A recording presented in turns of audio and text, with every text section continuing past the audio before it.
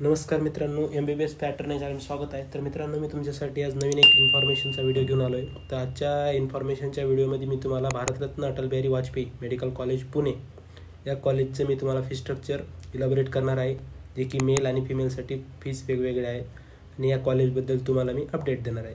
तर मित्रांनो, मी पहिल्यांदा तुम्हाला कॉलेजबद्दल अपडेट सांगतो. काही क्वेश्चन आहेत. तर मित्रांनो, खूप जणांना असं क्वेश्चन पडतो की हे कॉलेज सेमी गव्हर्नमेंट आहे की गव्हर्नमेंट आहे. मला खूप जण कमेंट करून पण विचारतात.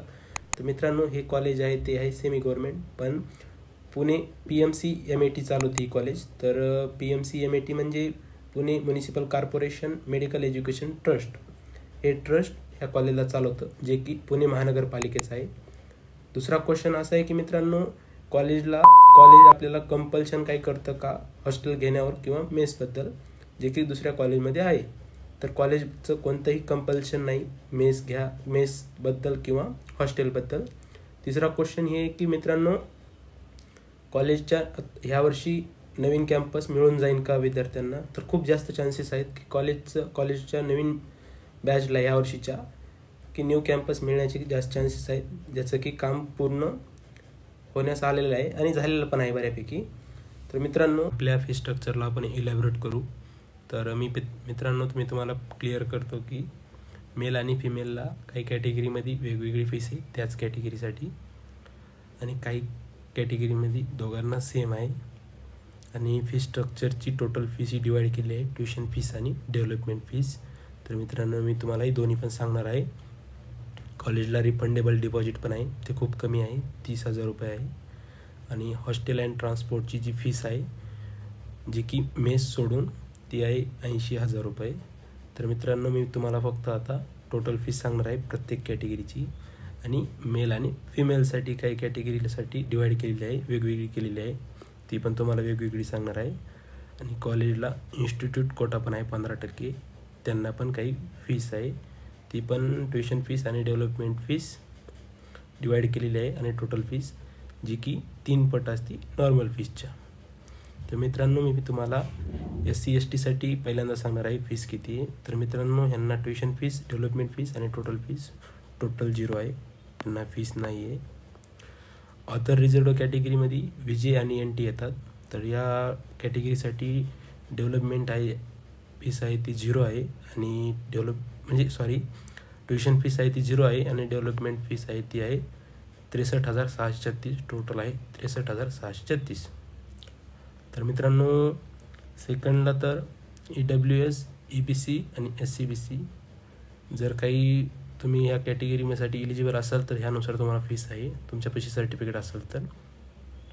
तर मित्रांनो, या कॅटेगरीमधल्या मेलला जी ट्युशन फीस आहे ती आहे 3,18,182 रुपये, आणि डेव्हलपमेंट फीस आहे ती आहे 31,818 रुपये. टोटल फीस आहे ती आहे 3,50,000.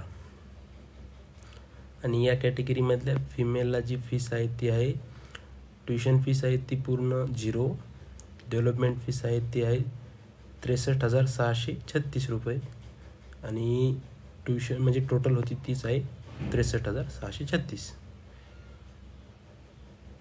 तर मित्रांनो, OBCमध्ये मेलला जी फीस आहे ती आहे 3,18,182. डेव्हलपमेंट फीस आहे ती आहे 63,636.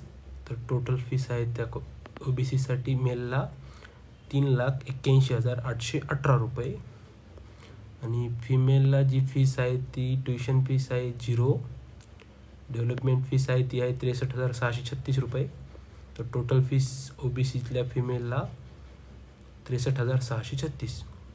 तर मित्रांनो, आपण लास्टला ओपन या कॅटेगरीची फीस पाहणार आहोत. तर मित्रांनो, ओपन या कॅटेगरीची ट्युशन फीस आहे ती आहे 6,36,364 रुपये, आणि डेव्हलपमेंट फीस टोटल ट्युशन फीसच्या 10% अशी ती आहे 63,636 रुपये. तर टोटल मित्रांनो 7 लाख रुपये आहेत, ते आहे ओपन कॅटेगरीला. तर मित्रांनो, ओपनच्या हाफ असते ती EWSला असते, EBCला असते, आणि SCBCला पण आहे, आणि OBCला वेगळी असते, SC/STला वेगळी असते. OBCमध्ये फक्त ट्युशन फीस हाफ असते, आणि डेव्हलपमेंट फीस असते ती पण पूर्ण असते, म्हणजे डेव्हलपमेंट फीस सारखी असते, फक्त ट्युशन फीस हाफ असते, म्हणून ह्याची EWSच्या तुलनेत जास्त फीस असते. EWSमध्ये तर मित्रांनो या कॉलेजला 15% इन्स्टिट्यूशनल कोटा आहे, जो की त्याची फीस आहे ती नॉर्मल फीसच्या 3 पट आहे, ती आहे 21 लाख रुपये. आणि तुम्हाला जर कॉलेजला ॲडमिशन घ्यायचं असेल तर डिमांड ड्राफ्ट कोणाच्या नावानं असावा, किती डिमांड ड्राफ्ट असावे, त्याबद्दल तुम्हाला मी माहिती देतो.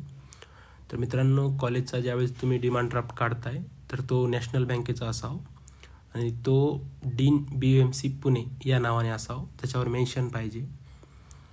आणि सेपरेट डिमांड ड्राफ्ट असायला पाहिजेत, टोटल फीसचा वेगळा असायला पाहिजे आणि रिफंडेबल डिपॉझिटचा वेगळा असायला पाहिजे. 2 वेगळे डिमांड ड्राफ्ट पाहिजेत, टोटल फीस आणि रिफंडेबल डिपॉझिटचा. जर कॉलेजमध्ये तुम्हाला जर स्टुडंटला हॉस्टेल ॲडमिशन घ्यायचं असेल तर तुम्हाला तो वेगळा डिमांड ड्राफ्ट लागणार आहे, ज्यामध्ये हॉस्टेल आणि ट्रान्सपोर्ट चार्जेस म्हणजे त्याच्यात मेन्शन केले असणार, जे की 80,000 रुपये आहेत. आणि जर तुम्ही EWS, EBC, SCBC आणि OBC या कॅटेगरीमध्ये जर बिलॉंग करत असाल तर तुम्हाला ओरिजिनल इन्कम सर्टिफिकेट द्यावं लागणार आहे फायनान्शियल इयर 2024-25चं. आणि fee structure EBC, SCBC, EWS, OBC कोणत्या GR नुसार आहे, तो GR नंबर आहे शिष्यवृत्ती 2024, काय पुढं असेल तो काही निघालेला आहे 8/7/2024चा GR नुसार. आणि कॉलेजची ही वेबसाईट आहे आणि कॉलेजचा Gmail आहे. तुम्हाला काही प्रॉब्लेम असेल तर तुम्ही चेक करून पहा. तर मित्रांनो, BAVMC म्हणजेच Bharat Ratna Atal Bihari Vajpayee medical college and Kamala Nehru hospital Pune या कॉलेजचे फी स्ट्रक्चर आहे 2024 आणि 25साठीचं आहे. पण हे पण पुढच्या वर्षी ॲज इट इज येईल, जे की असंच असणार आहे सेम. अजून FRA म्हणजे फीस रेग्युलेटिंग ऑथॉरिटीकडून नवीन फी स्ट्रक्चरची काही अपडेट आलेली नाही, पण ॲज इट इज सेम असेल आणि असते बऱ्यापैकी. तर मित्रांनो, काही त्याच्यात चेंजेस झाले तर तुम्हाला अपडेट देऊ आम्ही. तर तुम्ही व्हिडिओ आपला रोज पाहत असाल किंवा न्यू अपडेट घेत असाल तर आपल्या चॅनलवर तुम्ही नवीन असाल त्याबद्दल पण आपले आभार. व्हिडिओ बघितल्याबद्दल तुम्हाला सर्वांना धन्यवाद.